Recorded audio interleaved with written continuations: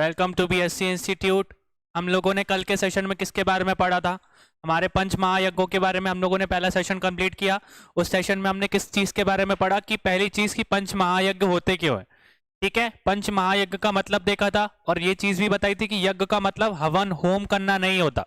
Basically जो हम अग्नि में हवन करते हैं या होम करते हैं उससे रिलेटेड यज्ञ का मतलब सिंपल नहीं है। ठीक है, यज्ञ का मतलब यहाँ पे किससे रिलेटेड है? कर्म से रिलेटेड है। जो भी हमारे सारे अच्छे कर्म है उसको भी हम किसके नाम से बुलाते हैं?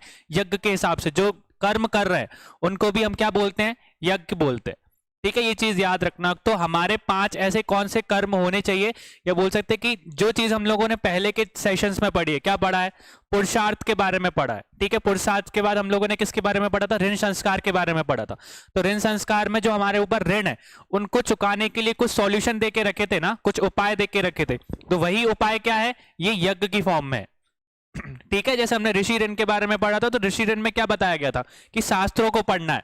तो वही चीज एक हमने जिसमें कौन सा जो था ब्रह्म यज्ञ के बारे में पढ़, वो ब्रह्म यज्ञ में क्या बता के रखा था कि हमको उन शास्त्रों को पढ़ना है और वो चीज करनी है। तो वो इंटर रिलेटेड है। ठीक है, जो उपाय है वही चीज हमने किसमें पढ़ी थी? पंच महायज्ञ में पढ़ी है। ठीक है, जो चीजें जो हमारे ऊपर ऋण है, इन ऋणों का जो भी उपाय है वो किस क्या करके हमको सॉल्व, मतलब ऋण हमारे ऊपर से उतरेगा, ये पंच महायज्ञ करने से उतरेगा। ठीक है, ये चीज भी देखी थी कि सभी इंसान को प्रतिदिन ये 5 यज्ञों को करना चाहिए। और ये चीज भी बताई थी कि गृहस्थ जीवन में जो जी रहा है वही इंसान इन 5 यज्ञों को करे। क्यों गृहस्थ जीवन का इस्तेमाल क्यों किया था मैंने? वैसे तो हमने देखा ना कि सन्यासी भी रहता है पीरियड, फिर इसके बाद गृहस्थ जीवन भी रहता है, फिर वानप्रस्थ भी रहता है। पर बेसिकली इन 5 यज्ञों को करने के लिए गृहस्थ जीवन को ही क्यों बोला गया कि गृहस्थ जीवन में कोई इंसान है तो ही उसको ये 5 बोल सकते हैं, 5 तरीके के यज्ञ करने हैं। ठीक है, पहली चीज कि कोई इंसान अगर शिक्षा ग्रहण करने के लिए गुरुकुल जा रहा है या आश्रम जा रहा है तो बेसिकली उसको सारी की सारी सुख सुविधाएं नहीं मिलती। ठीक है, उतनी व्यवस्थाएं मिलती है। अगर खाने की भी बात करो तो उतना ही खाना वो लोग खाते हैं जितना उनके लिए पर्याप्त है। ठीक है, जितने भी आपके महर्षि या ऋषि वगैरह रहता है वो मतलब बेसिकली उतना ही ग्रहण करते हैं जितनी बॉडी को जरूरत है।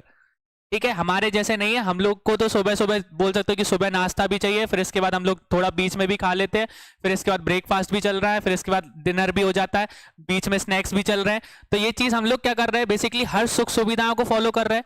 ठीक है, किसी भी इंसान की बात करो, जब हमारा मन कर जाता है हम वो चीज खा लेते हैं। पर गृहस्थ जीवन अगर वहीं पे ब्रह्मचार्य की बात करो या आश्रम की बात करो तो वहां पे इंसान उतना ही कंज्यूम करता है जितना उसको जरूरत हो। ठीक है, ये चीज क्लियर हो गई। तो गृहस्थ जीवन में इंसान सारे के सारे सुख सुविधाओं को भोगता है और वो सुख सुविधाएं उसको भोगते भोगते ऐसा ना हो कि वो उसी के चक्कर में पड़ जाए। ठीक है, उन्हीं में व्यस्त हो जाए कि इंसान धर्म के बारे में, अपने बोल सकते हैं अर्थ के बारे में, और बोल सकता है कि काम के बारे में या मोक्ष के बारे में सोचना ही भूल जाए। ठीक है, या उसके कर्म की जो सिद्धांत है उनके बारे में सोचना ही भूल जाए, भगवान को सोचना ही भूल जाए। तो इसलिए गृहस्थ जीवन में ये 5 यज्ञों का महत्व बता के रखा है। ठीक है, कि कोई भी इंसान अगर सुख मतलब पूरे के पूरे गृहस्थ जीवन में सुखी तरीके से अपना जीवन व्यतीत कर रहा है तो एक टाइम के बाद उसको वो चीज छोड़नी ही पड़ेगी। ठीक है, और जब तक वो 25 साल तक गृहस्थ जीवन जी रहा है तो इन 25 सालों में वो मोक्ष प्राप्ति के लिए, भगवान से मिलने के लिए, मतलब आध्यात्मिक राह पे चलने के लिए इन 5 यज्ञों को कर सकता है। ठीक है, और पहले भी बोला कि ये यज्ञ करना बेसिकली हवन होम करना नहीं, बेसिकली इस तरीके की चीजें, इस तरीके के उसको कर्म करने हैं। ठीक है, जिससे बोल सकते हैं कि उसको मतलब बोल सकते हैं कि मोक्ष की प्राप्ति होगी या उसका जो गृहस्थ जीवन है वो अच्छे से निकलेगा। ठीक है, ये चीज हमने पढ़ी थी। फिर इसके बाद हम लोगों ने क्या देखा था? 5 तरीके के यज्ञों के बारे में देखा। तो पहले हमने 3 पढ़ लिए थे अच्छे से। पहला कौन सा था? पितृ यज्ञ के बारे में पढ़ा था हम लोगों ने। तो पितृ यज्ञ में किसके बारे में बताया गया था? हमारे पितरों से रिलेटेड। और पितृ यज्ञ में पितृ से रिलेटेड बस ये चीज नहीं बता के रखी कि जो पूर्वज जो हमको छोड़ के जा चुके हैं उनके लिए हम लोग कुछ करें।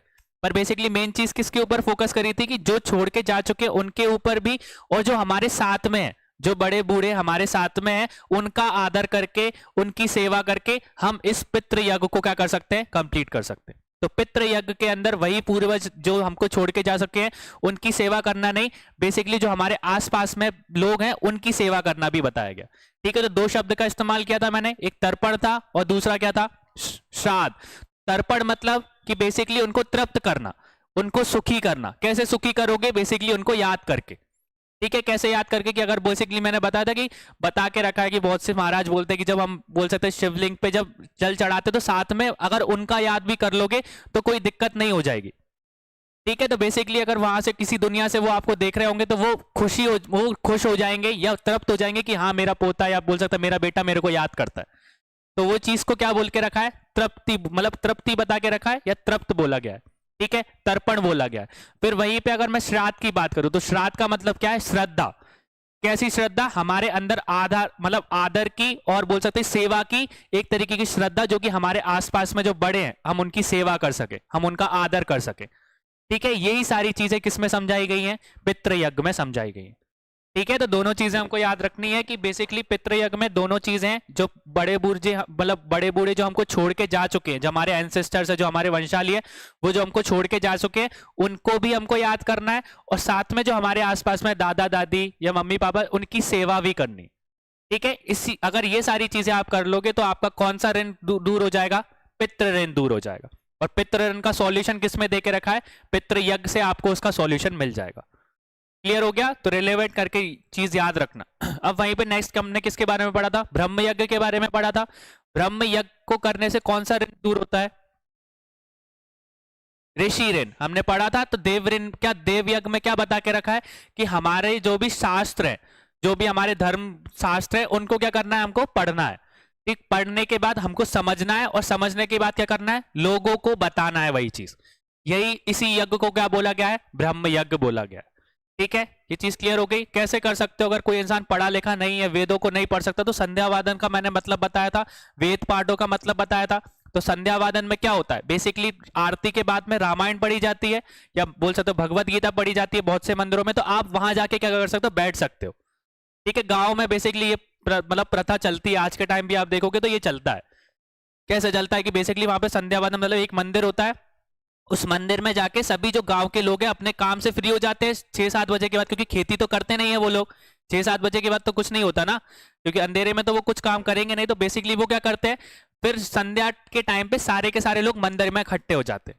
ठीक है, वो मंदिर में इकट्ठे होने के बाद जब आरती हो जाती है तो आरती के बाद रामायण पढ़ी जाती है, उसको जो भी लोग आसपास के लोग हैं वो सब बैठ के सुनते हैं। तो उससे क्या होता है, उनको नॉलेज मिलती है, ज्ञान मिलता है कि रामायण में ऐसा था, या बोल सकते हो कि जो श्री राम थे उन्होंने अपने पिता की मतलब वचन के लिए उन्होंने अपना घर बार छोड़ के वो वनवास पे चले गए थे। तो जिन लोगों को नहीं पढ़ना आता तो उन्हें सुन के भी तो समझा ना, इससे उनको किसके बारे में, धर्म के बारे में पता चला कि पिता का और पुत्र का किस तरीके का संबंध होना चाहिए, कि पुत्र को पिता की हर बात को मानना चाहिए। ये चीज हमारे शास्त्र बोलते हैं। ठीक है, तो इस तरीके का जो ऋण है उसको हम लोग क्या बोलते हैं, ऋषि ऋण। और ऋषि ऋण कैसे दूर हो सकता है, हमारे ब्रह्म यज्ञ को करके। ठीक है, क्लियर हो गया। फिर वहीं पे हमने किसके बारे में पढ़ा था, देव यज्ञ के बारे में बताया था।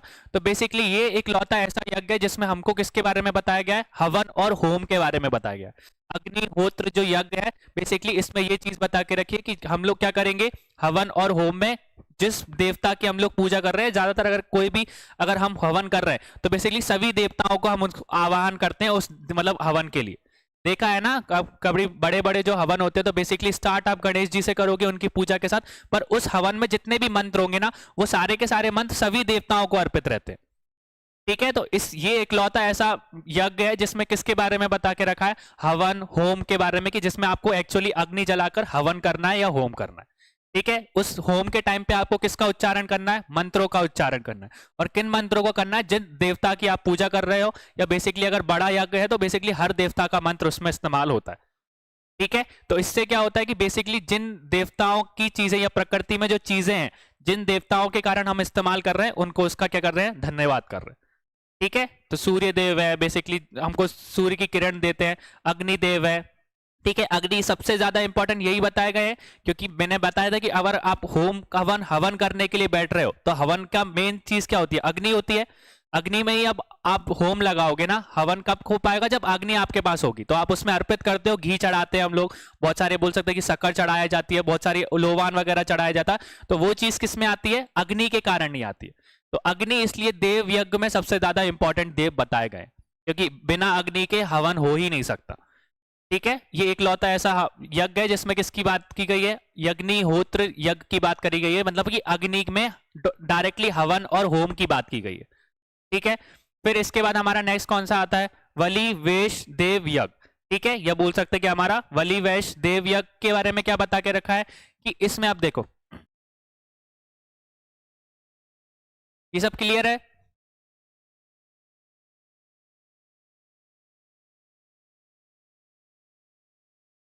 हाँ देखो, बलि वेश देव यज्ञ में बेसिकली क्या है, यहाँ पे किसका मतलब दिख रहा है हमको, बलि का मतलब दिख रहा है।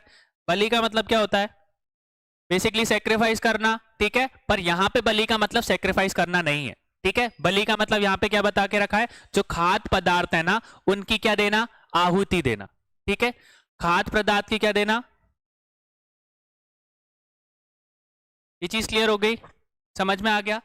तो बेसिकली हमने किसके बारे में बात कर रहे हैं, बलि देव यज्ञ की बात कर रहे हैं, या बोल सकते हो बलि वैश देव यज्ञ की बात कर रहे हैं, दोनों एक ही चीज है।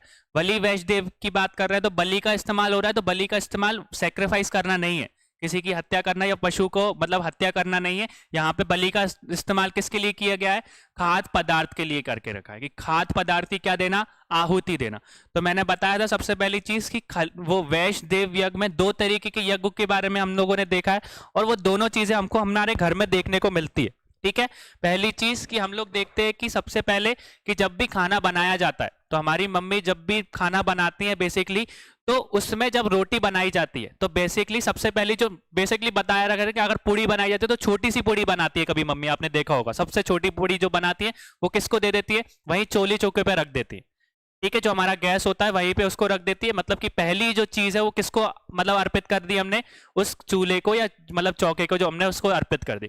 फिर दूसरी रोटी जो बनाती है बेसिकली वो गाय के लिए बनाती है, और तीसरी रोटी किसके लिए बनाई जाती है, कुत्ते के लिए बनाई जाती है। ठीक है, तो इस तरीके की प्रथा हमारे इधर पहले से है। इसी यज्ञ को हम लोग क्या बोलते हैं, बलि वैश्य देव यज्ञ बोलते हैं।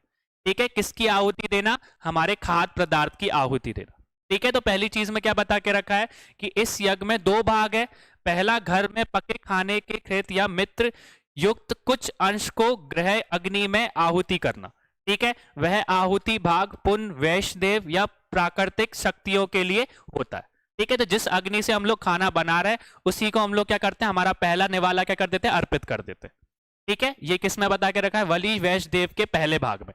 वहीं पे दूसरे भाग की बात करूं तो दूसरा भाग क्या बताता है हमको कि दूसरा सिद्ध अन्न में एक अन्य भाग को घर के उधर उधर फेंकना, यह शुद्ध जीव जंतुओं जैसे चींटी, कौवा, कुत्ता और रोगियों आदि के लिए होता है। ठीक है, तो दूसरे भाग में हम लोग क्या करते हैं, हमने देखा है हमारे मतलब बेसिकली मम्मी क्या करती है कि हमारे जो आटा रहता है उसको थोड़ा सा सेक कर पीपल के पेड़ के पास डाल देती हैं, जिसको हम लोग कसार बोलते हैं, या बहुत से लोग डायरेक्टली शक्कर को डाल देते हैं। तो वो शक्कर किस लिए डाली जाती है, कि जो पीपल के पेड़ पे जो भी चींटियां हैं वो आकर उसको ग्रहण कर सके या उनको खिला सके। तो वो अपना खाना खुद तो बना नहीं सकती, कम से कम हम उनके लिए कुछ तो कर सकते हैं ना। तो बेसिकली हम वहां जाके शक्कर को डाल देते हैं या तो वहां पे कसार डाल देते हैं। तो बेसिकली वो जहां पे जितनी भी चींटियां वहां पर पीपल के पेड़ पे, क्योंकि सबसे ज्यादा चींटियां हमको किस पेड़ पे देखने को मिलती है, पीपल के पेड़ पे, तो इसलिए पीपल के पेड़ पे जाके हम उसको आहुत कर देते हैं। ठीक है, तो बेसिकली बहुत से हम बोल सकते हैं चींटियों को भी देते हैं, कौए को भी देते हैं। हमने देखा श्राद्ध के टाइम पे लगाया, आपने चिड़ियों वगैरह को देखा होगा, बहुत से लोग अपने घर में गर्मियों के टाइम पे मतलब प्याऊ टाइप की एक तरीके से बांध के रखते हैं कि जो चिड़िया है वो पानी पी सके।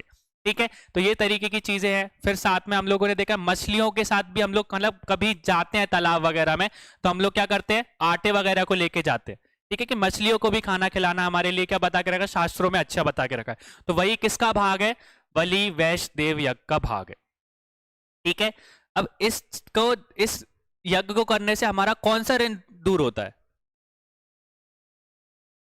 किस ऋण में हम लोगों ने देखा था कि जिसमें मतलब बोल सकते जीव जंतुओं की हम लोगों को मतलब बोलता है कि जीव जंतुओं की हमको रक्षा करना या सेवा करना या हमारी तरफ से कुछ कर सकते हैं हम।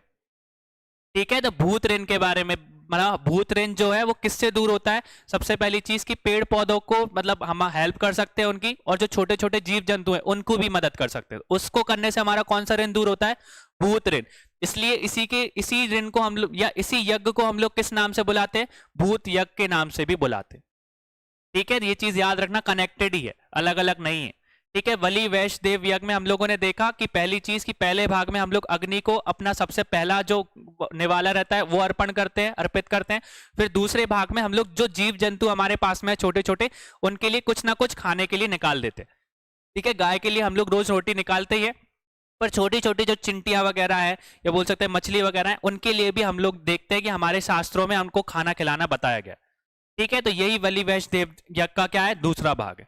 ठीक है, और इन सभी चीजों से करने से हमारा कौन सा ऋण दूर होता है, भूत ऋण दूर होता है। तो इस यज्ञ को भी क्या बोला जाता है, भूत यज्ञ भी बोला जाता है। ठीक है, क्लियर हो गया। तो वही चीज है, कनेक्टेड याद रखना इस चीज को। फिर इसी के साथ हम पर अशीत वात्यों को भी हमें पहले अन्य भाग देकर ही स्वयं ग्रहण करना चाहिए। ठीक है, तो बेसिकली कभी भी हम लोग करते तो अगर खाना खाने बैठते तो सबसे पहले मम्मी बोलती है ना कि गाय को रोटी खिला के आओ, इसके बाद ही हम लोग अपना खाना ग्रहण करते। तो ये सारी चीजें हमारी शास्त्रों में बताई गई है। ठीक है, इसी यज्ञ को हम लोग क्या बोलते हैं, बलि वैश्य देव यज्ञ।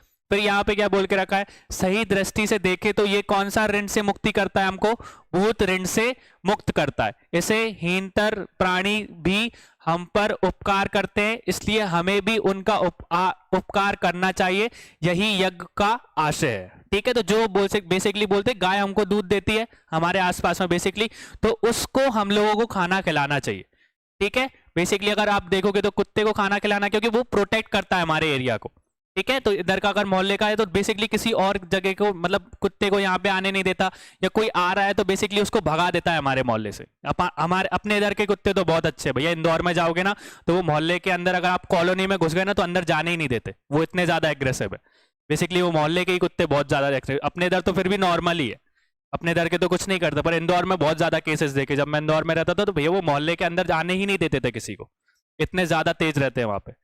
ठीक है, तो वो अपने एरिया को प्रोटेक्ट करते, तो इसलिए उनको उनका वो हम पे उपकार कर रहे हैं, तो हमारा भी तो कोई मतलब फर्ज बनता है ना कि हम उन पे उपकार करते। तो कैसे उपकार करोगे, बेसिकली उनको खाना देकर, क्योंकि वो अपना खाना तो बना नहीं सकते ना, तो हम लोग क्या कर सकते हैं, कम से कम उनको खाना तो खिला सकते हैं ना। ठीक है, एक टाइम का खिला दो, 2 टाइम का खिला दो, जैसे आपकी इच्छा है उस हिसाब से खिलाते। ये चीज क्लियर हो गई। इसको करने से हमारा कौन सा ऋण दूर हो जाता है, भूत ऋण, और इसके कारण इसको क्या बोला जाता है, भूत यज्ञ भी बोला जाता है। ठीक है, इस यज्ञ में सभी जीवों को प्रसन्न रखा जाता है। जो भूखा है उसको भोजन देना, जो प्यासा है उसको जल देना, जो असहाय है उसकी सहायता करना, और जो जीव हम पर आश्रित है उसकी रक्षा करना ही किसका, कौन सा, बलि वैश्य देव यज्ञ बताया गया है। ठीक है, ये चीज क्लियर हो गई। अगर कोई खाना भूखा है बेसिकली कुत्ता, तो उसको खाना खिलाना, अगर पानी की व्यवस्था नहीं है तो बेसिकली पानी की व्यवस्था करना कि कभी वो घूम फिर के आ रहा है तो वो पानी पी सके, और जो हम पे असहाय है उसकी रक्षा करना।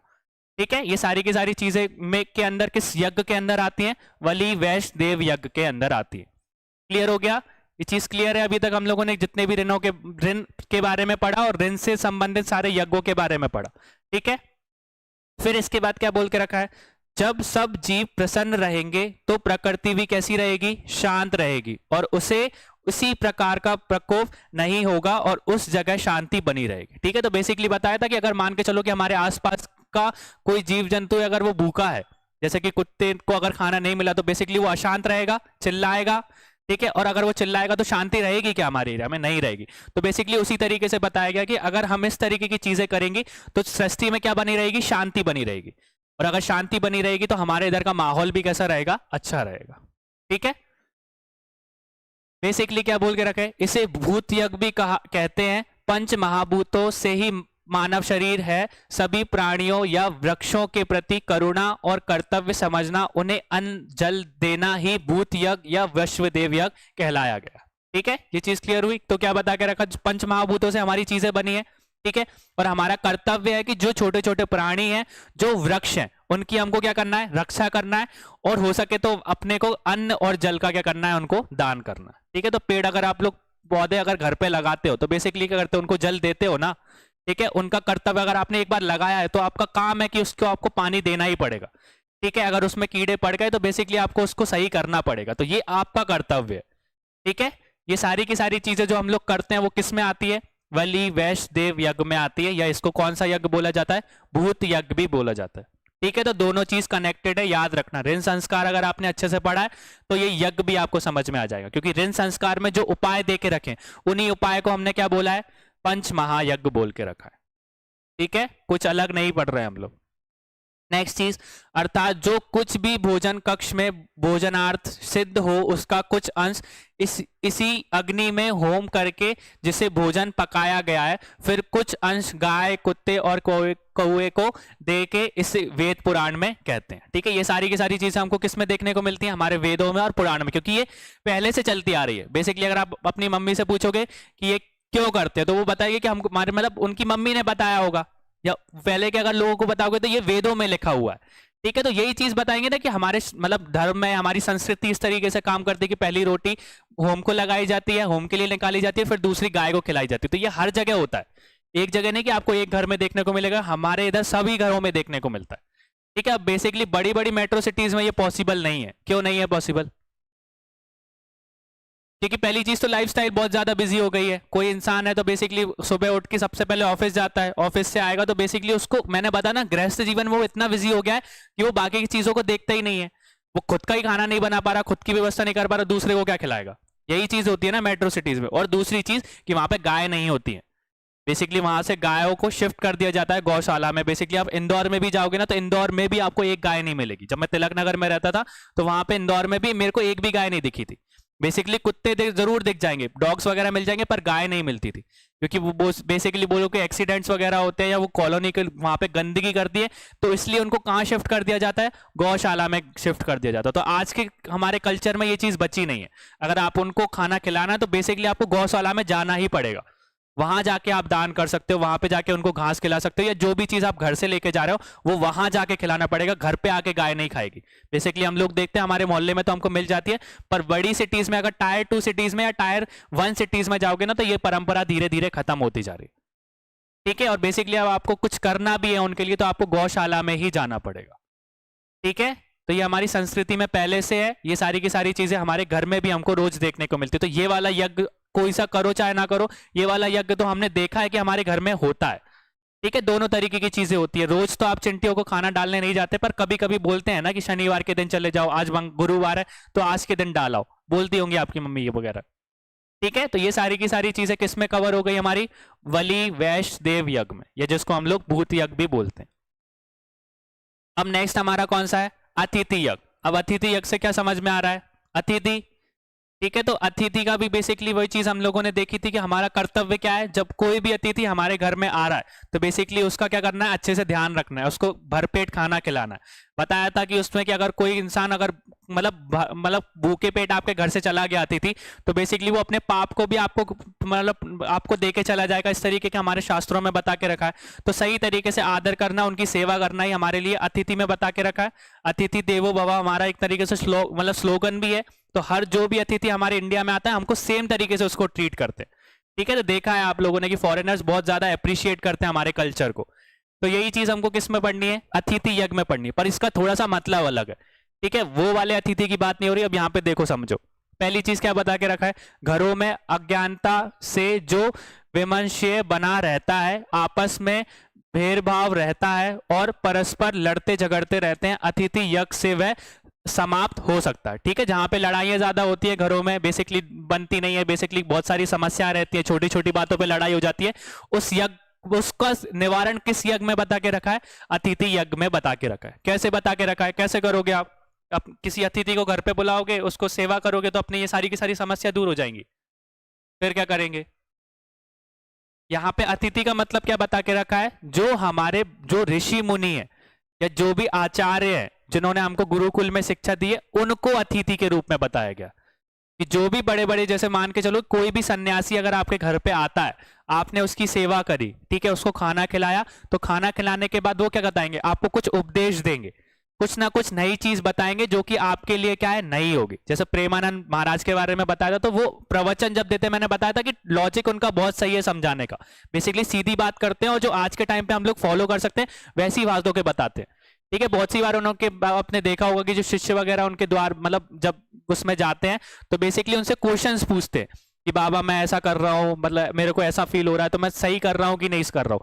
तो वो सही चीजों को आपको उसी तरीके से तर्क से समझाते हैं। बेसिकली बहुत सी बार उनको बताया ना कि ऐसा एक बार का कोई सा इंसिडेंट है कि हाँ, कुछ उन्होंने बोला था कि महाराज मैं ना किसकी पूजा करता हूँ? मैं राम भगवान की बहुत मानता हूँ और बेसिकली मैं राम राम का जाप करता हूँ। तो ऐसा नहीं कि कृष्ण भगवान मेरे से गुस्सा हो जाए, क्योंकि वो जाप किसका कर रहे हैं? राम का कर रहे हैं। श्री राम राम राम जय श्री राम जय श्री राम, इस तरीके का जाप कर रहे हैं, और वो कृष्ण भगवान का जाप नहीं कर रहे हैं। पर बेसिकली वो बताते हैं कृष्ण, तो वो गुस्सा तो नहीं हो जाएंगे, या मैं कुछ गलत काम तो नहीं कर रहा कि मैं एक को याद कर रहा हूँ एक को नहीं कर रहा। तो बेसिकली वो चीजों को समझाने का तरीका होता है ना, वो बोल देते कि भैया दोनों का करना पड़ेगा।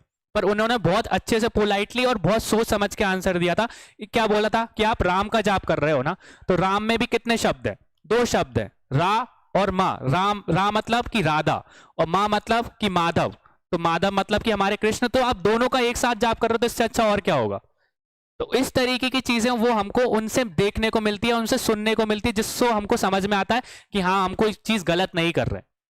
तो समझाने का तरीका अच्छा हुआ ना, तो बेसिकली हमारे लिए मतलब एक तरीके से वो संतुष्टि मिली। या आप जाते तो प्रॉब्लम लगती है ना कि इतने सारे देवता हैं, हम शिव भगवान को पूछते हैं तो हनुमान जी तो गुस्सा नहीं हो जाएंगे, राम जी की पूजा करते हैं तो कहीं कृष्ण जी तो गुस्सा नहीं हो जाएंगे। तो ये तरीके की चीजें वो हमको उनसे जानने को मिलती है, और सिंपल सी चीजें हैं जो कि वो बताते हैं और हमको बिल्कुल सिंपलेस्ट वे में समझ में आ जाता है। तो यही तरीके की चीजें जब वो हमारे घर में आएंगे अतिथि के रूप में, जब हम उनकी सेवा करेंगे, तो बाद में वो हमको इन सब चीजों का मतलब बोल सकते समस्याओं का क्या बताएंगे, निवारण भी बताएंगे।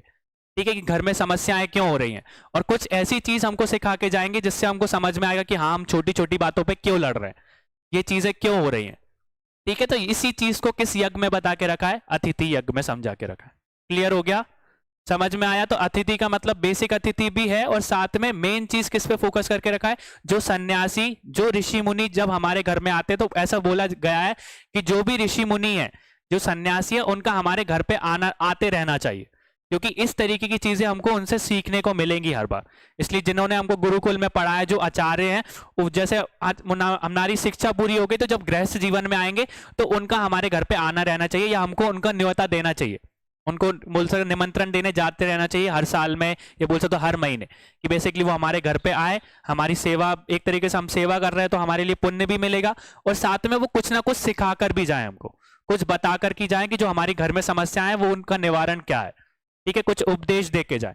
तो यही हर धर्म बताता है। बौद्ध धर्म में भी हमने देखा, जैन धर्म में भी देखा, तो वो बुद्धिस्ट काउंसिल जो होती थी या सभा होती थी, उनका मेन काम क्या होता था? उपदेश देना, कि जो नई चीजें उत्पन्न हुई है, जो नई कठिनाइयां आई हैं, उन कठिनाइयों की समस्या जो है, उनका सॉल्यूशन क्या है, उनका निवारण क्या है, वही सभाओं में देखने को मिलता था हम लोगों को। ठीक है, बुद्धिस्ट काउंसिल जो होती थी या जैन सभा जो होती थी, वही चीज हमको कैसे देखने को मिलेगी हमारे मतलब वेदों में, कि हम उनको घर पे बुलाकर उनसे समस्याओं का हल मांगे। क्लियर हो गया? अतिथि यज्ञ समझ में आया सिंपल वे में? तो पढ़ ले इसको, सिंपल सी लैंग्वेज देके रखिए। अतिथि यज्ञ का तात्पर्य है कि जो गृहस्थियों के घर पर संत, सन्यासी, विद्वान या गुरुकुल के आचार्य है व ब्रह्मचारी हैं, उनको उनका आना जाना बना रहना चाहिए। ठीक है, ये चीज समझा दी मैंने। फिर नेक्स्ट क्या बता के रखा? जिस गृहस्थ में उनका आदर सत्कार होगा, उनके घरों में प्रवचन होंगे, उपदेश होंगे, और उस घर में परस्पर विरोध और कटुता कभी भी नहीं रहेगी। ठीक है, तो कोई भी समस्या है, कोई भी अगर झगड़ा हो रहा है, तो वो जस्ट बता देंगे कि आप भैया छोटी छोटी चीजों पे लड़ रहे हो, आपको फ्री में, मतलब बोल सकते हैं ना, बहुत बार इंसान फ्रस्ट्रेटेड रहता है।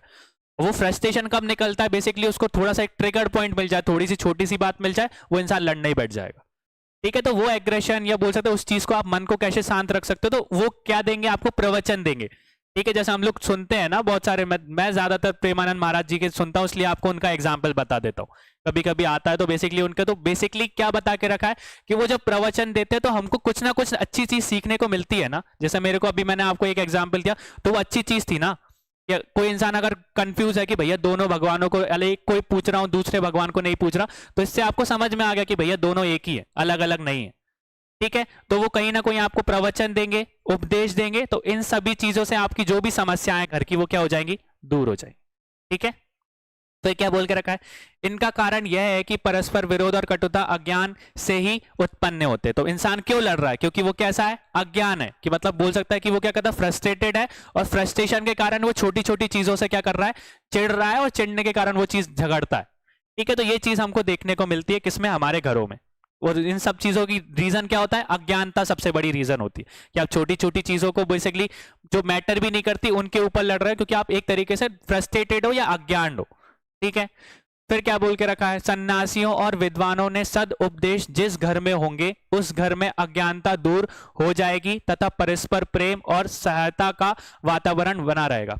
तब पति पत्नी, सास बहू, भाई भाई का झगड़ा कभी नहीं होगा, और वह घर परस्पर शुद्ध व्यवहार से स्वर्ग के समान बन जाएगा। ठीक है, तो जो घर बेसिकली जहां पे लड़ाइयां नहीं होती बेसिकली लोगों के बीच में, तो वो घर को किस तरीके से बताया गया है? स्वर्ग के रूप में समान माना गया। ठीक है, अब वही चीज क्या बता के रखी? विद्वान, परोपकारी, सन्यासी उपदेश को निवास और भोजन देना और उनका उपदेश ग्रहण करना सन्यासियों का भी एक धर्म है। ठीक है, सन्यासी जो भी होते हैं तो बेसिकली उनका धर्म क्या होता है, मैंने बताया था, हम लोगों ने देखा था बहुत जातक कथाओं में क्या बता के रखा है, हर सन्यासी को क्या करना पड़ेगा, प्रवचन देना पड़ेगा। और वो सन्यासी नहीं है जो कि बेसिकली प्रवचन नहीं देता, अगर कोई उपदेश नहीं देता तो वो सन्यासी ही नहीं बोला जाएगा। ठीक है, तो ये चीज बता के रखिए संतों के बारे में। तो सन्यासियों का भी ये धर्म है कि वो मतलब बेसिकली जाना खाना खाना वो चीज नहीं है, पर उपदेश देना प्रवचन देना जरूर हर सन्यासी का धर्म है। ठीक है, वो डिपेंड करता है कि आप जो सन्यासी वो किसी के घर पे खाना खाते हैं नहीं खाते, मतलब वो सेवा करने का मौका देंगे या नहीं देंगे, पर प्रवचन देना हर सन्यासी का धर्म है। ठीक है, फिर गृहस्थियों का उपदेश देना, क्योंकि गृहस्थी को अधिक वाद विवश पढ़ने की शक्ति नहीं रहती और धर्म कर्म से विषय में उनका अनेकों असहाय की जगरात होते रहते हैं। तो बेसिकली हमने देखा गृहस्थ जीवन में इंसान बहुत ज्यादा बिजी हो जाता है, तो उसके पास धर्म की चीजों को पढ़ने के लिए, उसको सोचने के लिए टाइम मिलता है क्या? बेसिकली वो अपनी समस्याओं में इतना सूझा रहता है कि बेसिकली दूसरे चीजें के बारे में सोचेगा कैसे। ठीक है, तो गृहस्थ जीवन में अगर हम इस चीज को पढ़ेंगे तो नई नई चीजें, नए उपदेश और प्रवचन के रूप में हमको चीजें जानने को मिल जाएंगी। ठीक है, जो चीज बहुत सी बार ऐसा होता भी है ना कि हम बहुत सी चीज पढ़ तो लेते हैं पर हम प्रैक्टिकल लाइफ में इसको यूज नहीं कर पाते क्योंकि हमारे दिमाग में नहीं रहता। तो जब वो आएंगे तो वो चीज आपको बताएंगे कि भैया आपने ऐसा पढ़ा है, इस चीज को आपने भी पढ़ा है, तो अगर आप इस चीज का निवारण इस तरीके से देखोगे तो आपको सॉल्यूशन मिल जाए। ठीक है, तो यही सारी चीजें उनको बता के रखिए। इनका उपदेश और समाधान सन्यासी का कर्तव्य है। इनका प्रयोग उपकार में बोल सकते हैं कि हमारे गृहस्थी को, सन्यासी को अपने घर में शरण देनी होती है। ठीक है, तो ये सिंपल सी चीज है। परंतु मनु ने सन्यासी के लिए भी निर्देश दिया है कि वह एक रात्रि से अधिक किसी घर में ना ठहरे। ठीक है, तो कोई सन्यासी अगर आ रहा है तो हमारे घर पे उनकी सेवा करते हैं हम लोग, उनको खाना मतलब खाना पिलाना सब कुछ चीज करते हैं, उनकी सेवा करेंगे। पर मनु ने भी बोल के रखा जो सन्यासी वो हमारे घर पे एक रात्रि से अधिक ना रुके। ठीक है, तो दोनों चीजें बता के रखिए, हमको अच्छे से फॉलो कर मतलब अच्छे से उनका आदर करना है, उनकी सेवा करना है। और उन्होंने बोल सकते हैं कि सन्यासी के लिए भी रिस्ट्रिक्शन बता के रखी। क्या बता के रखा है? मनु ने यह भी स्पष्ट करते हैं कि इन पांचों यज्ञों में से ब्रह्मा और देव सबसे महत्वपूर्ण है। तो ब्रह्म यज्ञ और देव यज्ञ को उन्होंने क्या बताया? सबसे महत्वपूर्ण बताया। ब्रह्म यज्ञ तो यह हमें प्रतिदिन में मालिन विचारों से मुक्त करता है और देव यज्ञ हमारे वातावरण की मलिनता को दूर करता है। ठीक है, ये दोनों चीजें देके रखी। दूसरा यज्ञ छूट भी जाए, इन दो यज्ञों को हमें मतलब आवश्यकता से हर रोज करना चाहिए। ठीक है, तो पांचों यज्ञों में से दो यज्ञ को मनु ने बहुत ज्यादा इंपॉर्टेंट बताया। कौन सा? एक ब्रह्म यज्ञ और दूसरा, अगर वो तीन छूट भी जाते हैं पर ये दोनों के दोनों हमको करने चाहिए। ठीक है, तो ब्रह्म यज्ञ से बेसिकली हमने देखा कि क्या दूर होती है, हमारे जो विचार हैं, जो विचार बेकार विचार है, मलिन विचार है, वो उनसे हमको मुक्ति मिलती है। और देव यज्ञ से हमको किसका मिलता है कि हमारा जो आसपास का वातावरण रहता है वो अच्छा रहता है। ठीक है, क्योंकि वो बोल सकते पॉजिटिव वाइब्स आती है हमारे आसपास में। देखा हवन का मैंने कल बताया था कि हवन के टाइम पे वो 7 लकड़ियों का इस्तेमाल किया जाता है। तो 7 लकड़ियां क्यों जलाते हैं? तो बेसिकली हमारे घर में या हमारे आसपास में जो नेगेटिव एनर्जीज है ना वो दूर हो जाए, और उनको जलाने से कौन सी एनर्जी हमको मिलती है? पॉजिटिव एनर्जी मिलती है। ठीक है, तो ये सारी की सारी चीजें हमको करनी चाहिए। फिर उपयुक्त विवरण में स्पष्ट हो जाता है कि ये पंच महायज्ञ किसी ना किसी प्रयोगकार से जुड़े हुए हैं, क्योंकि गृहस्थी सबसे अधिक इन संसार का भोग करती है, इसलिए यह कर्म उसी के धर्म को बताए गए हैं। ठीक है, तो हमने देखा कि सन्यासी जीवन में स्टार्टिंग में ही बताया था कि सबसे ज्यादा सुख कौन झेलता है या कौन के पास है? जो गृहस्थ जीवन में वही सबसे ज्यादा सुखी है, क्योंकि हर सुख सुविधाएं की चीजें उसके पास है, खाना है, रहने के लिए छत है, बेसिकली हर मौज मस्ती की चीज वो कर ही रहा है। वो चीज करने के साथ साथ उसको धर्म की चीजें ना भूल जाए, इसलिए ये सारे के सारे 5 यज्ञों के लिए उसको बताया गया कि उस जीवन में, गृहस्थ जीवन में आपको ये 5 यज्ञ करने, कि कोई अपने सुखी जीवन में इतना ना व्यस्त हो जाए कि बाकी के भगवान को मतलब भगवान को याद करना ही भूल जाए। ठीक है, ये चीजें हमको देखने को मिलती है आज के टाइम पे। फिर चीजें क्या होती है? अन्न आश्रमी केवल आवश्यकता अनुसार भोग करते हैं, परंतु गृहस्थी सुखदायक श्रृंगार भूषण आदि इनकी वस्तुओं का निर्माण, क्रय विक्रय, आर्य निर्णय, उपयोग व सेवन करते रहते हैं। ठीक है, तो ये चीजें हमको देखने को मिली। जो सन्यासी जीवन में कोई इंसान रहता है तो मतलब बोल सकते जितनी उसको जरूरत है वो उतना ही ग्रहण करता है। ठीक है, जैसे विद्यासागर जी महाराज के बारे में बात करें तो उतना ही खाना खाते थे जितना बॉडी को नीड है ना। तो सन्यासी जीवन में हर ऋषि मुनि यही काम करते हैं कि बेसिकली वो उतनी ही चीजों को ग्रहण करते जितना उनके लिए जरूरत है। ठीक है, अननेसेसरी नहीं खाते हैं। अगर 2 रोटी, अगर बेसिकली हमारी बॉडी के लिए 2 रोटी सफिशिएंट है तो वो 2 रोटी ही खाएंगे। ठीक है, तो वही चीजें बता के रखिए। पर वहीं पे अगर गृहस्थ जीवन की बात करोगे तो गृहस्थ जीवन में तो हम सब कुछ ही खाएंगे। हमको स्टार्टर भी चाहिए, स्टार्टर के बाद फिर फुल मील चाहिए, फिर मेन मील के बाद फिर हमको डेजर्ट भी चाहिए। तो इंसान सब तरीके के भोग मतलब कंप्लीट कर रहा है ना, सब सुविधाएं कर रहा है, खाने को ले रहे हो, बाकी की रहने सहने के लिए, क्या आपके घर में पंखा लगा हुआ है, बेसिकली कूलर है, पर वहां पे संन्यास जीवन में ये चीज मिलती है क्या? नहीं, आपको नेचर के पास में रहना पड़ता। तो सारी की सारी सुख सुविधाएं कौन झेल रहा है? गृहस्थ जीवन का इंसान जी रहा है। ठीक है, और मैंने बताया कि गृहस्थ जीवन में कोई इंसान इतना ज्यादा सुखी हो जाए, क्योंकि एक बार बोल सकते हो कि हमारे मतलब विद्यार्थी जीवन में भी ये चीज बोली गई है कि अगर आपको कंफर्ट जोन मिल गया ना तो आप कभी भी पढ़ नहीं सकते। ठीक है, अगर आपको बेसिकली बोल के रखा कि अब आप, वैसे मैंने ओआरएन में पढ़ा है, मतलब ओल्ड राजेंद्र नगर के बारे में आपने सुना है, बेसिकली दिल्ली का जो मेन हब है यूपीएससी का, वहां पे जाओगे ना तो आपको एक्चुअल चीजें समझ में आएंगी कि बेसिकली इंसान को कैसे रहना पड़ेगा। तो अगर वहां पे बात करोगे तो इतनी ज्यादा महंगाई है कि बेसिकली अगर आप तो मतलब 3x3 का अगर एक रूम भी लोगे ना तो वो 12-13 हजार रुपए से कम का नहीं मिलेगा, और आज के टाइम पे वो 17 का होगा लगभग। तो बेसिकली आपको ऐसे जीवन में जहां पे मतलब सीड वगैरह निकल, मतलब बोल सकते हो कि जो घरों मतलब जो कमरा था उसमें सीड वगैरह है, उस तरीके की उसमें आपको रहना पड़ेगा। ना आपको कूलर मिलने वाला है, ना आपको पंखा मिलने वाला है। तो ऐसे बहुत सारी चीजें हम आपको विद्यार्थी जीवन में रह मतलब जीनी पड़ेगी। और उसी कंफर्ट जोन में अगर आपको एक बार चीजें मिल गई कि आपके घर मतलब रूम में एसी लगा हुआ है, अच्छा बेड है, तो आप या तो सोते ही रह जाओगे या उसका मजा लेते रह जाओगे, तो आप कभी पढ़ नहीं पाओगे। ये चीज बताई गई कि अगर हम अपने घर में रहते तो घर में एक तरीके से कंफर्ट जोन में हो आप लोग।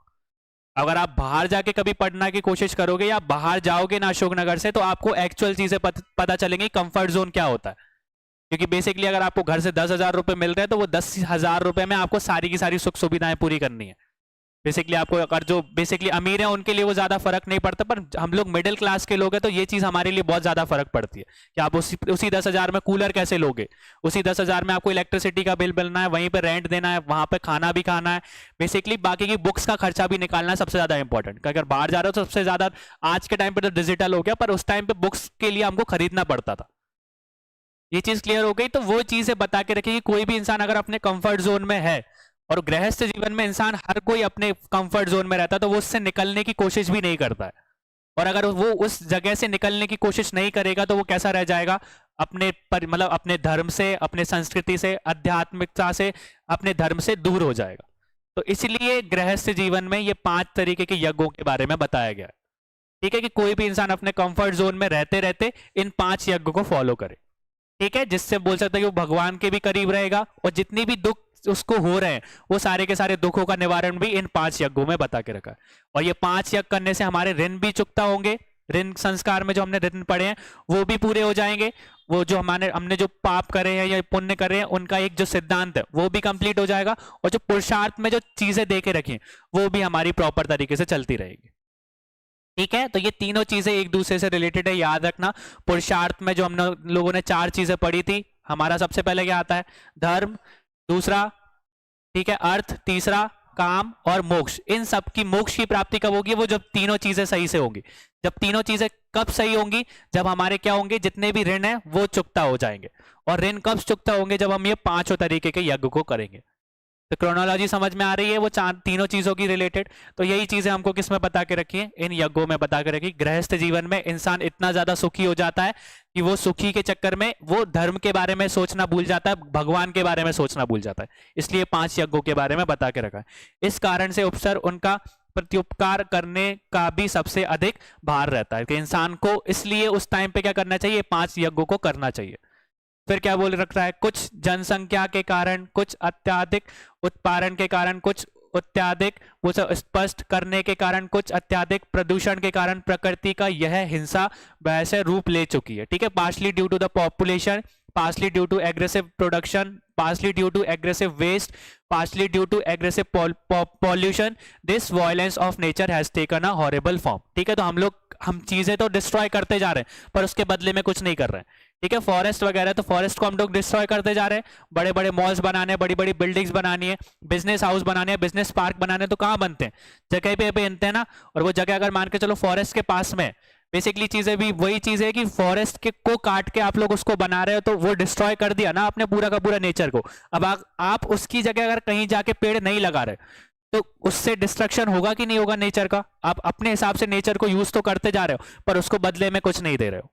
ठीक है, फिर साथ ही गृहस्थियों ने देव यज्ञ करने की प्रथा भी अग्नि पूजा को टकोसना समझ त्याग दिया गया है। तो मतलब at the same time the house holders have also given up the practice of performing dev yajna considering it's to the fraud of fire worship. मतलब कि बेसिकली आज के टाइम पे देखा है बहुत कम जगह पे यज्ञ होता है, बहुत से कम लोग उस यज्ञ को मानते हैं। बेसिकली बहुत से लोग तो ऐसा भी है कि ज्यादा दूर के जा रहे हैं, मैं ही बैठ जाता हूँ ना यज्ञ में तो मेरे को एलर्जी हो जाती है, मेरे को है एलर्जी बेसिकली कि वो धुएं वगैरह से, तो बेसिकली मैं भी भागता हूँ दूर से। तो आज के टाइम पे भी बहुत से लोग हैं कि वो हवन करते ही नहीं है, हवन में उनको बैठना वो 2 घंटे 3 घंटे बैठना हर किसी के लिए पॉसिबल नहीं है। ठीक है, तो उस तरीके से क्या करके रखा है यहाँ पे अग्नि पूजा को टकोसना स्टार्ट कर दिया है आज की जनरेशन में, कि बहुत कम ही लोग हैं जहाँ पे आपको, या बहुत कम जगह है जहाँ पे आपको हवन देखने को मिलेंगे। ठीक है, तो देव यज्ञ से या बोल सकते हैं इन यज्ञों से दूर लोग क्या होते जा रहे हैं, दूर होते चले जा रहे हैं। ठीक है, फिर क्या बोल के रखा है, इसी कारण से मनु के वचन सद सिद्ध हो रहे हैं, जिसमें ये मतलब श्लोक दे के रखा है कि अर्थात देव कर्म से युक्त होकर ही गृह सदाचार जगत का भारण पोषण करता है। ठीक है, इस तरीके के उन्होंने बता के रखा है चीजों को। तो इस भारण पोषण के अभाव में प्रकृति का महान प्रकोप सर्वत्र दृष्टि गोचार है। ठीक है, in the absence of this subsistence the great worth of the nature is visible everywhere. ठीक है, तो इस तरीके की चीजें हमको देखने को मिलती है। ये चीज क्लियर हो गया? ठीक है, तो 5 महायज्ञों के बारे में हम लोगों ने देखा। अब 5 महायज्ञ में भी हम लोगों ने चीजों को अच्छे से समझा है। ठीक है, 5 महायज्ञों के बारे में यज्ञ का मतलब सबसे पहली चीज समझी थी कि यज्ञ का मतलब हवन होम करना नहीं, कर्म करना है। पंच मतलब कि 5 यज्ञों के बारे में बता के रखा, इसलिए 5 महायज्ञ। ठीक है, और पांचों को हमने अच्छे से समझा है कि बेसिकली ये वही चीज है जो कि ऋण संस्कार में बताए गए। ऋण संस्कार में जो सॉल्यूशन समस्याओं का हल है वही क्या है, हमारे 5 महायज्ञ। ठीक है, और कौन सा यज्ञ कौन से ऋण से मतलब इंपॉर्टेंट या कनेक्टेड है वो चीज जरूर याद रखना, ये स्टेटमेंट वाले क्वेश्चन आ सकते हैं। ठीक है, तो पहली चीज क्या पढ़ा था हमने, पितृ ऋण पढ़ा था, मतलब सॉरी पितृ यज्ञ पढ़ा था। और पितृ यज्ञ किस ऋण से रिलेटेड है, पितृ ऋण से। ठीक है, पितृ ऋण से कैसे रिलेटेड है, क्योंकि पितृ ऋण में भी क्या बता के रखा है कि हमारे पूर्वजों को हमको याद करना है। ठीक है, उनको बोल सकते हो कि, और वही चीज हमको यज्ञ में बता के रखा है कि उनको तृप्ति देना है। ठीक है, तो तृप्त कैसे करोगे, उनको खुश कैसे रखोगे, उनको याद करके। ठीक है, तो उनको याद करके बेसिकली कर सकते हो। और जो हमको आसपास में जो हमारे बड़े बूढ़े मतलब बूढ़े हैं या माता पिता हैं उनकी भी क्या करना, सेवा करना। ये किसमें बता के रखा है, पितृ यज्ञ में। और पितृ यज्ञ करोगे तो कौन सा ऋण दूर हो जाएगा, पितृ ऋण। दूसरा ब्रह्म ऋण पढ़ा हम लोगों ने, ब्रह्म यज्ञ के बारे में पढ़ा। और ब्रह्म यज्ञ में क्या बता के रखा, हमारे शास्त्रों को हमको पढ़ना है। ठीक है, कोई पढ़ नहीं सकता तो संध्या वादन के टाइम हम उसको सुन सकते हैं, सुनने से हमको ज्ञान मिलेगा। उस ज्ञान को हम लोग क्या कर सकते हैं, लोगों में बांट सकते हैं। इसको करने से हमारा कौन सा ऋण दूर होगा, ऋषि ऋण दूर होगा। ठीक है, देव ऋण के बारे में, देव यज्ञ के बारे में पढ़ा। तो देव यज्ञ में हमको होम वगैरह करना है, हवन होम करना है, देवताओं का आह्वान करना है, उनका शुक्रिया करना है। वो सारी की सारी चीजें करने से हमको कौन सा ऋण चुकता होगा, देव ऋण दूर होगा। ठीक है, फिर चौथा हमने कौन सा पढ़ा, बलि वैश्य देव यज्ञ या वैश्य देव यज्ञ। तो इसमें किसके बारे में बता के रखा है कि जो हम पदार्थ मतलब खाद्य पदार्थ जो इस्तेमाल कर रहे हैं उसको क्या करना, अर्पित करना, जिसकी आहुति देना। तो 2 भाग देके रखे थे। पहले भाग में हमने क्या देखा कि जो भी हम लोग खाना बनाते हैं वो पहला जो भाग है किसको अर्पित करना है, अग्नि या चूल्हे को अर्पित करना है। ठीक है, दूसरे भाग में जो हमारे आसपास में जो जीव जंतु हैं उनको थोड़ा थोड़ा खाना बिखेरना, जैसे कसार की फॉर्म में, शक्कर की फॉर्म में हम जो पीपल को डाल के आते हैं। ठीक है, या मछली को हम लोग तालाब में डालते हैं। तो इन्हीं 2 चीजों को, भागों को हमने क्या बोल के रखा है, बलि वैश्य देव यज्ञ बोल के रखा। और इन सब चीजों को करने से कौन सा ऋण दूर होता है, भूत ऋण दूर होता है। इसलिए इसको क्या बोला जाता है, भूत यज्ञ बोला जाता है। 5वां हमने क्या पढ़ा, अतिथि यज्ञ। तो अतिथि यज्ञ में क्या बता के रखा है हमारा कि जो भी हमारे ऋषि मुनि हैं उन लोगों का हमको आदर संस्कार करना है, उनका निमंत्रण करना है, उनको घर पे बुलाते रहना है, जिससे वो हमारे घर पे आए और हमारे बेसिकली जो भी टीचिंग्स अपनी देके जाए, प्रीचिंग देके जाए, मतलब उपदेश देके जाए, प्रवचन देके जाए, जिससे हमारा क्या हो, बेसिकली कल्याण हो। ठीक है, इन सारी की सारी चीजों को हमने समझा। यही पुरुषार्थ में बता के रखा, अगर कोई इंसान ये 5 यज्ञों को नहीं कर पा रहा है तो 5 में से वो 2 यज्ञों को बोल सकते हैं, महर्षि मनु ने बहुत अच्छे से समझाया कि देव यज्ञ और ब्रह्म यज्ञ को तो हमको करना ही चाहिए। ठीक है, ब्रह्म यज्ञ को करोगे तो हमारा जो मन है वो शांत रहेगा, और अगर देव यज्ञ करोगे तो बेसिकली जो वातावरण है वो भी सही रहेगा। ठीक है, ये चीज क्लियर होगी। तो हमारा अब कल का टॉपिक क्या बचा है यहाँ पे, कर्म का सिद्धांत, द प्रिंसिपल ऑफ कर्म। ठीक है, तो लगभग 3 टॉपिक्स ही बचे हैं हमारे, प्रिंसिपल ऑफ कर्म, फिर हमारा तीर्थंकर है, और फिर बोधिसत्व। ये 3 चीजों को हम लोगों को पढ़ना है, फिर इसके बाद ये हमारी सब यूनिट कंप्लीट हो जाएगी। ठीक है, क्लियर हो गया।